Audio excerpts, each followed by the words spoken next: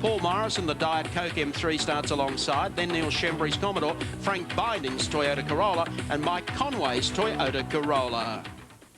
10 seconds away now from the start, and look at Neil Crompton. He's sitting back less than a metre from the start line. He got pinged here last time. So Mark Scaife on pole. They're about set to run. Heat number 1 of the AMSCAR. And Mark Scaife just breaks into violent wheel spin. Crompton picks it up on the outside. But Scaife will get across there to cover any move there. Now Crompton comes ranging back at him. Beautiful start from Longhurst. Then there's Bob Pearson, Terry Finnegan. Paul Morris is up there in the Diet Coke machine, and Ashby actually lost out very badly in the run to the top of the hill. Plenty of pushing and shoving up the hill for the first time. Keep in mind that both Bob Pearson and Paul Morris are on intermediate tyres. That means it's not a full wet. So if the track does dry out in this first 15 lapper, we should see some good progress from those guys. But look at Tony Longhurst, like a bullet to third position. He's back 6th on the grid yesterday, Alan, but believed he had the perfect race set up as Morris goes up on the inside there of Terry Finnegan in the Foodtown Commodore. So the Bimmers, and particularly Longhurst, coming up on the inside here of Neil Crompton. It's where he had ABS. Tony Longhurst is lobbying for ABS to be added to this car for Bathurst. I can't see that he has too much of a problem braking under these conditions to be in second spot here in the second lap. Just look at the way Crompton's car snaps sideways, acceleration coming onto the main straight. With Dunlop race cam takes you inside the GIO Commodore. And look at the ground Tony's making on this Commodore in the wet. 1,380 kilograms, the GIO car, certainly overweight as far as the V8 class is concerned. And Longhurst just making big ground here as he disappears off into the spray. What you've got here is the small engine not developing an enormous amount of horsepower, but he's able to use a high percentage of his normal throttle angle. The amount of gas that he's putting into the engine. The other fellows, because the torque is so strong and the horsepower higher in the V8 engines, the manner in which they apply that power has to be rather delicately done in the rain. There's Crompton going through. Paul Morris is the next one through in the Diet Coke machine. Terry Finnegan, the Foodtown Commodore, then Bob Pearson in the Product Commodore.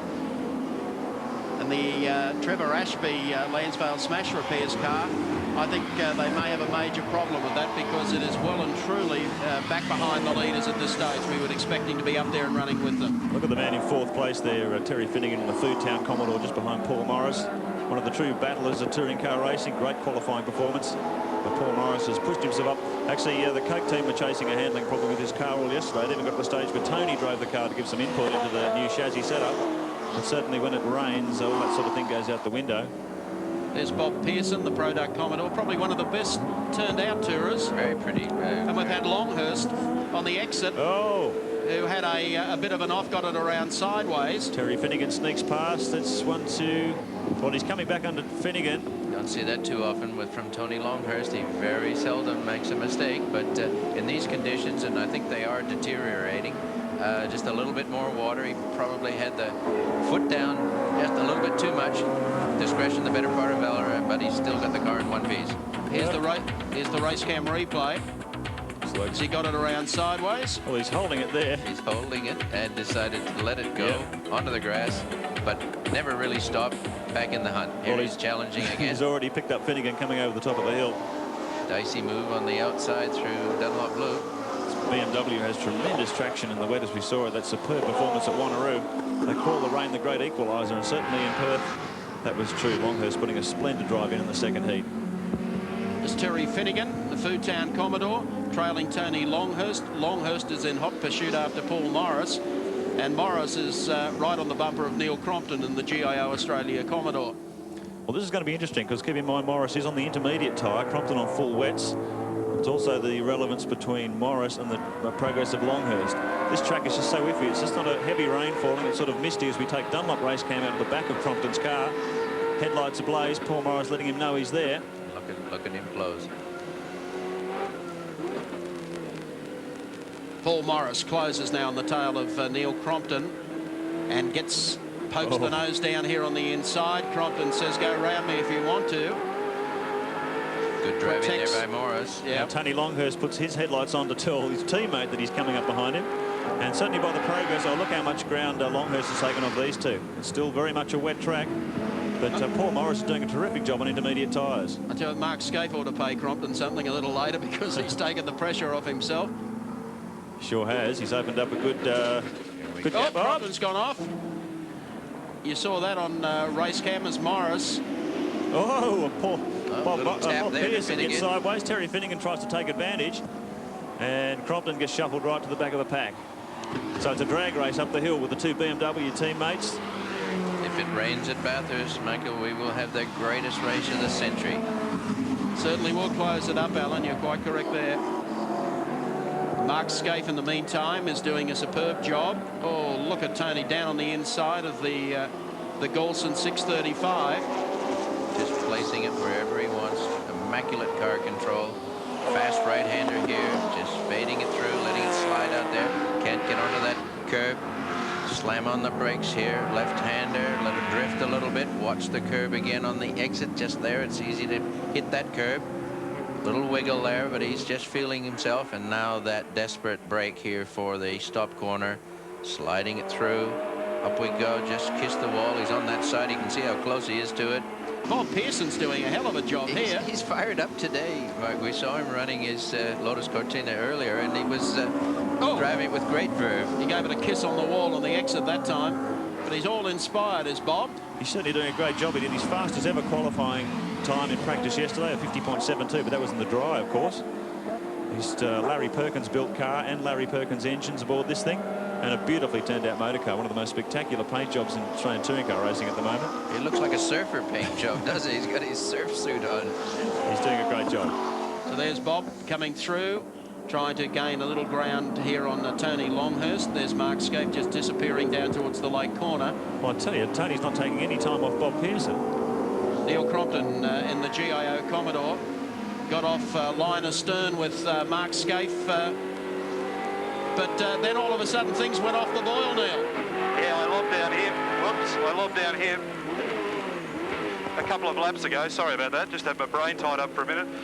And I had all the fronts locked up. Obviously, I was trying to keep young Paul at bay, but I couldn't do it. Made a mistake and paid the price. Well, Tony had the same problem. He went off just a little before you, so it's pretty slippery out there. Yeah, it's unbelievable. I'm very surprised, actually, Mike. The car and the grip that the car offered at Wanneroo was really fabulous. But at the moment, I feel like I'm all at sea. The car's very slippery to drive, and the track is diabolical, to say the least. Here comes Tony Longhurst up on the tail now of Mark Scaife. There's our race leader, Scaife, just a little sideways out of there. I don't think he's going to hold him off. There's enough laps to do it. Tony's absolutely revved up here. 5 laps to go as they come across the strike. Look at that spray. You just... Not much there to look at, but here comes Longhurst, and he's storming at the race leader, Mark Scaife. They go over the top and drop into Dunlop Loop this time. Believe it or not, the tires are hot now, even though they should be cool. People will think they're cool. They're warm enough. Tony's got maximum grip here. 2 Yokohama tired cars. They should be on identical tires. And the interesting thing too, Bob Pearson is on intermediate tyres, and then the rain's coming down, well, you can see, and that's the difference now. Bob's being left you can't very much far behind as all the rain comes down. In these conditions, without wets, you're going to be hurt. And here's Longhurst now. Oh. He might be he might remember the way Neil went around him here last AMSCAR race. Whoa, could you get any closer? We're looking for a Yoko commercial. We've got it here today. Mark Scaife holding off Tony Longhurst only just. The intermediates on Bob brought him to grief. Hasn't been a good year for Bob. Well, a rule of thumb, Mike, is if it's raining, put the rain tires on and don't try to be second guess the weather. And certainly anybody that went on intermediates as a bet in this 15-lapper lost the bet. Mark Scaife put full reins on. Tony Longhurst had intermediates on. He changed them to full wets.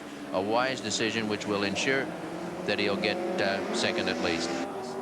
Mark Scaife, 1 lap to go, opens up that gap over Tony Longhurst as the rain pelts down at Sydney's Amaroo Park Raceway. This has been a great drive from Mark Scaife. It's only been fascinating to watch the difference in performance levels of the cars as the race progressed. The rain was very light, the track was a little bit greasy, and it's progressed now to a full rainstorm. And as Alan said before, Longhurst was very comfortable in that area when it was just sort of spitting, but now that it's full-bodied wet conditions, he's paying the price of having that lighter car. This is what Scaife did in Perth, 2 rain races in a row. The tyre people will be delighted with their testing. They'll know where they are now for Bathurst. Rudolf Nureyev on ice. That's Mark Scaife today at Sydney's Amaroo Park in the Aurora AFX AMSCAR series. Coming down to the lake corner, appropriately named today. And Mark will just bring the power on quietly as he comes up to the final corner now. Great drive. Checkered flag is at the ready. Just steers it out of there. And he takes heat number 1. Mark Scaife across the line. Tony Longhurst is going to pick second up out of that, and Paul Morris is going to get third. Well, didn't it pour down halfway through that race? Scaife, maybe he's a rainmaster too. Tony Longhurst finishes in second, Paul Morris third, Terry Finnegan fourth, and Neil Crompton rounds out the 5. 2 of the Aurora AFX AMSCAR series. Mark Scaife, of course, sits on pole position. Tony Longhurst alongside. Paul Morris out of position 3. Terry Finnegan out of 4. And Neil Crompton starts out of position number 5. 12 starters behind Neil Crompton. Frank Binding in the Corolla. Neil Shembry in a Commodore. Mike Conway in a Corolla. David McMillan in a Corolla. Bob Pearson, a doubtful starter in the Commodore. Trevor Ashby's in there, and Tanya Golson. 10 seconds away. Neil Crompton, we cross to the GIO Commodore. Cromley, can you describe what you're about to do? About 5 seconds away from the start, Mike. We've checked that we're in first. The red light's on. Out with the clutch very gently and grab second gear very early. Just modulate the throttle a little bit. Now you can grab third with some traction. Right about here, you can't see a thing. It's just a complete grey out. You can probably see that from race cam. See the red lights of Paul's BMW. Back to fourth. The car feels like it's got a bit more grip than it had in the first heat. Whoa, understeer big time there. Up to fifth gear, down to the loop. I can see that Tony's torturing the back of Mark's car. The car feels good, nice and confident. This is the left-hander we call Honda. Third gear, fourth gear, fifth gear. Stacks more grip than last time, so he can get into it a bit. Third, back to second, very gentle. Little lock up of the rear brake. Feed the power on gently. They don't have traction control for nothing in Formula One. Thank you, Neil. First lap there with Neil Crompton. Remarkable effort, that. Neil in the great outdoors here at Amaroo Park today, as Mark Scaife being hounded by Tony Longhurst, who's got the flashes going on him now in the Benson and Hedges BMW. Then it's Paul Morris in the Diet Coke BMW, and Neil Crompton sits in fourth. Starting off the way we finished in the first 15-lap heat, mindful that the starting order for the second heat was the way they finished in the first, which is why Longhurst started off the front row and why he is absolutely monstering Mark Scaife through the back part of the circuit. He knows he's going to make every lap count here, Mark. He dropped off a bit towards the last part of the first heat, and now he's not going to let one lap go by here this time. He's making every ounce, every gear change a winner. He must be parallel with Scaife at the moment. No, there's Scaife just on his right. Yep. They are parallel. He's going to go for the wall. Here we go. Scaife still on his roll. That is dicey driving. That is real brave driving on Tony Longhurst's part. So you can see by race cam there that Mark Scaife was moving him to the left, not giving him a lot of road, and Tony had to take the discretion's the better part of valor in that situation. You can see how they're hooking up through that kink, close to 200 kilometres an hour, even in wet conditions. Those bounces are particularly nerve-wracking for drivers in the rain, because when it comes down, it's not always where it wants to be. Here's Longhurst. He's going to take him. Touch of understeer as he swings the BMW inside the Commodore. He can do that at will. And look at Paul Morris now. He's on a set of full wet weather tyres instead of the intermediates he had in the opening heat. And you'll see a big turn of speed from Morris in the 23 Diet Coke car. He'll see that Tony's done it, and he knows he's got the same car, so he'll want to emulate the same move. He's got to be right on the back bumper bar here, Scaife. Let him know he means bloody business.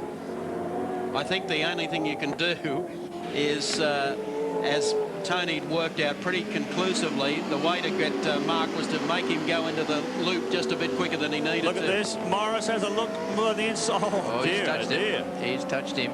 Oh, the finger out the side. Look at this. Looked like there were two fingers out the side there. Mark making his point known. Well, he's got enough grunt with the V8 in a straight line to cover Paul up the hill. He's served Novus there, and I think Mark's going to be less than than happy about this. He's certainly going to say, if that's the way you want to play it, buddy, in the rain. Here it is again. You've got so much disregard for me as a person. Fine, you can have the back bumper bar of my Commodore for a while. Morris sticks it down the inside. It's side by side, and he's got him well and truly covered by a car length. They swing through Mazda House and head on down toward Honda Corner. Aggressive driving. You've got to get by with aggression. Can't take that away from Paul Morris, but definitely unsporting move there. Unsettling Scaife up the hill. Yo, way to go. So Paul Morris, the youngster, struggling with the car set up in the dry in qualifying yesterday. With the wet, the great equaliser. Great set of Yokohama wet weather tyres on the car, and certainly by the speed. Look at Longhurst. He's pulled that 150 metres on his teammate and leaving the V8s way behind. Still continuing there, Dice. Trevor Ashby, who had a terrible run in the opening heat. Here he is in the Lansvale Smash Repairs number 3 car. And Terry Finnegan, the Foodtown Commodore. They have been bumper to bumper since this race started. They're sitting back behind Neil Crompton. Great run from Terry Finnegan in qualifying yesterday. Here's the move. No, he's it's having not. a look. Ashby's got him covered. The Foodtown Commodore, Terry Finnegan, builds his own engines, builds his own car, and certainly impressive performances in Sydney rounds of the touring car competition. 0.4 of a second faster in qualifying than he was in the previous round, and certainly getting a lot of speed from this Holden V8 engine car. Meanwhile, at the front end of the field, Tony Longhurst, unbelievable turn of speed in the opening 2 laps of the second heat, left him Mark Scaife way behind. Paul Morris slots into second place, but I don't think he's going to be able to do anything about his teammate either. Phenomenal speed from the BMW. When you think of this car as I think 7 years old now, debuted in 1987. Still looks great, doesn't it? Very Superbly competitive package prepared. in the wet weather. Very seldom do they ever suffer from mechanical problems. Very seldom ever from driver problems. And Tony's been quite a star in the Little Bimmer the last few years.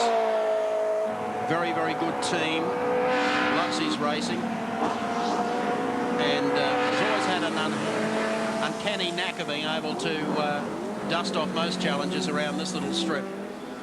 Well, the wet weather's really fallen into his lap. I think he said after the round at Wanneroo how much he enjoyed racing in the wet and hoped all the rounds would be in the wet. So it's been served up to him on a plate this Sunday. So Tony Longhurst continues. Neil Crompton carrying the Dunlop race cam and the GIO Australia running in 4th spot.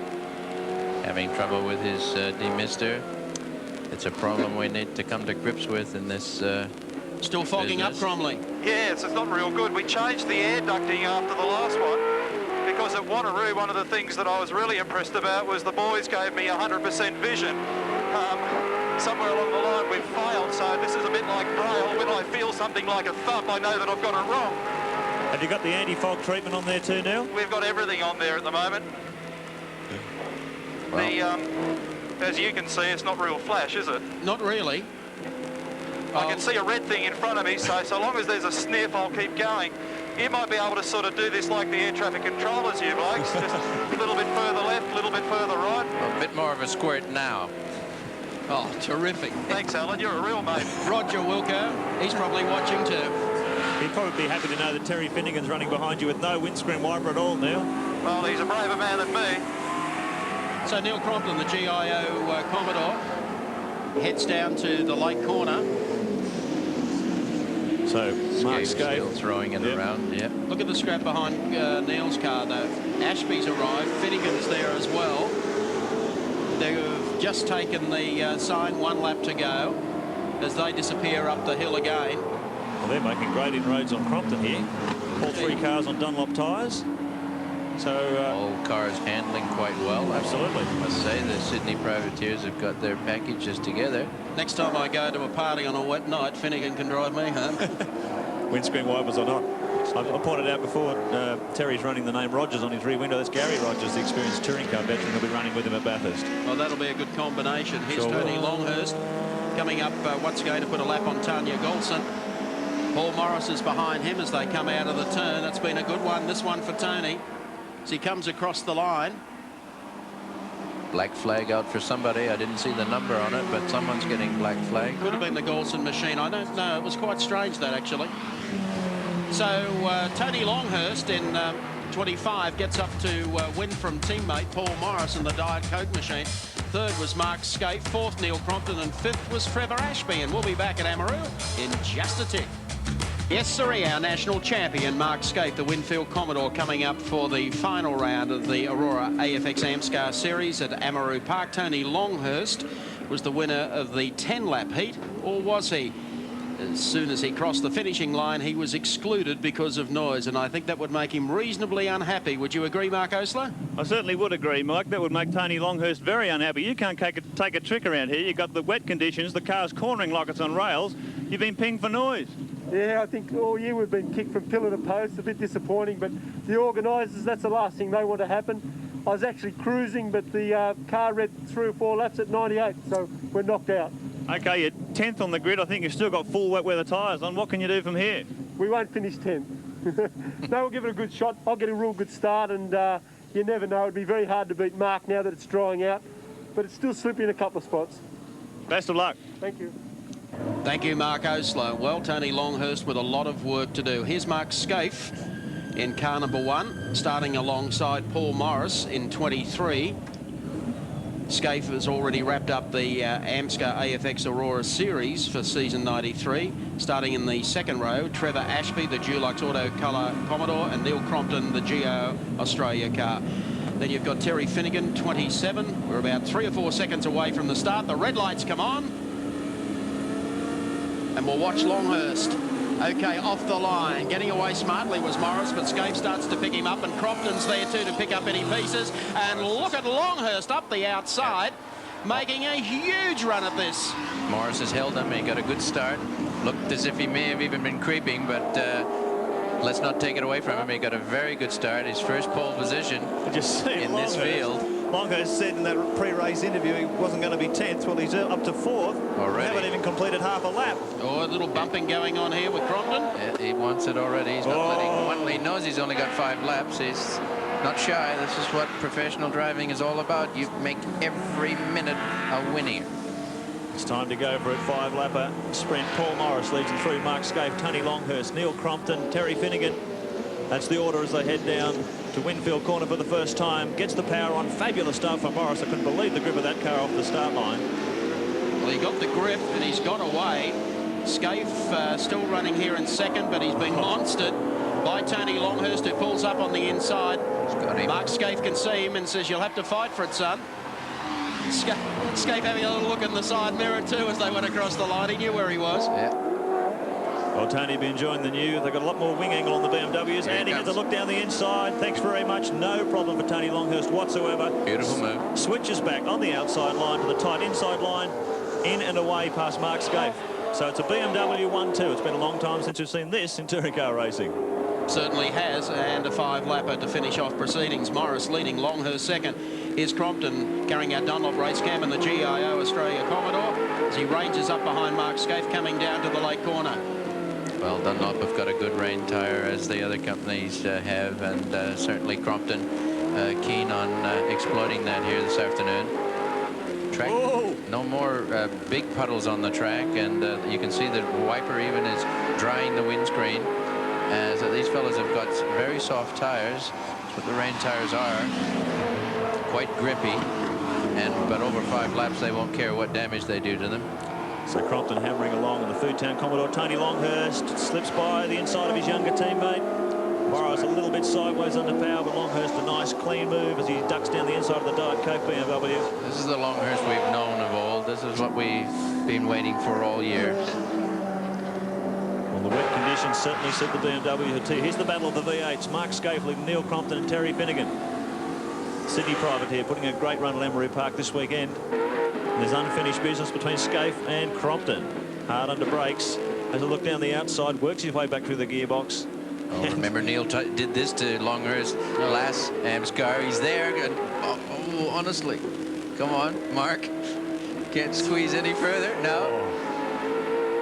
I think this could have been a case of a bit of defensive driving, and at the same time I don't think the Winfield Commodore's handling as well as it was earlier today. No amount of room out there, and you can see that slimy mist building up on the outside of Crompton's windscreen. Just enough to be nasty, but and Neil's not Terry being Finnegan, he's joining the fray. Finnegan can see this fisticuffs going up ahead of him. They would have been slow corner exit speed coming onto the straight that time with all that swapping positions, so Terry Finnegan's taken advantage of it and moved right up on the back of the GIO car. Fabulous battle amongst the V8s, 3rd, 4th and 5th place. Here's the back view for the Dunlop race cam as Finnegan moves right up on the tail of the GIO Commodore as they exit that turn and run down to the lake, and he moves to the outside. Nothing in it. Scaife could have chosen intermediates here. He's looking very, very tentative, but it's not really driving it the way he was in the full wet, and it might just be a little bit too slippery for him. And they've got 1 lap to go this time as they come across the strike. Order is still the 2 BMs. And in fact, at the top of the hill, look at Finnegan getting into a bit of passing mode here and does that over Crompton. Finnegan right on his bumper bar. Well done, Terry Finnegan. Fabulous. Very aggressive run from this guy. Saw him quite a prominent campaigner in Group C touring car racing several years ago. In the meantime, the Diet Coke machine of Paul Morris has just zipped past Tony Longhurst again. Well, maybe they've worked the points out. They come down to the left-hander. Here's Longhurst up on the inside as they take the exit. That gives Morris the right lie for the next turn. Could be a form finish we're looking at here, Mike. It's been a long time. Been a long time since 77. There's a few of them have achieved that since. Okay, they come up to the final corner now. So Paul Morris and the Diet Coke BMW 23 will get across the line to take the 5-lapper. Alongside him will be Tony Longhurst, and the Benson and Hedges machine. Mark Scaife will pick up 3rd over Finnegan, and Crompton is 1 spot back behind them. Well, certainly an entertaining 5-lap screamer here this afternoon at Amaroo Park Raceway. Confirming them for you, Morris, the winner of the 5-lapper over Longhurst. Scaife was 3rd, Finnegan 4th, and Niels on Wheels finished in 5th. End of the season, obviously, and you know, Bathurst is looking half a chance, Mike. Well, what about the Oran Park Grand Final? Do you think you can give Seaton and the boys a bit of a rub there? Well, the last 2 rounds of the Touring Car Championship, the cars went very well, so let's see how the Holden goes there. Well, good luck at Oran Park. Thanks, mate. Mark Scaife, the winner of the AMSCAR series, and fascinating racing today from Paul Morris and, of course, Tony Longhurst and Neil Crompton, for that matter. Now, don't forget, a fortnight from today, we have the grand final of the Shell Australian Touring Car Championship at Oran Park Raceway, and it promises to be an absolute thriller. Alan Moffat, I'm sure you will agree. Well, grand finals are always the best of the best, and I can't see Glenn Seaton getting a free ride on that race. I'm sure the Winfield team are going to come back and let him know who's got the top car before Bathurst. Well, we look forward to your company a fortnight from today, the Oran Park Grand Final of the Shell Series. Till then, Mike Raymond on behalf of the team, we'll see you a fortnight from today.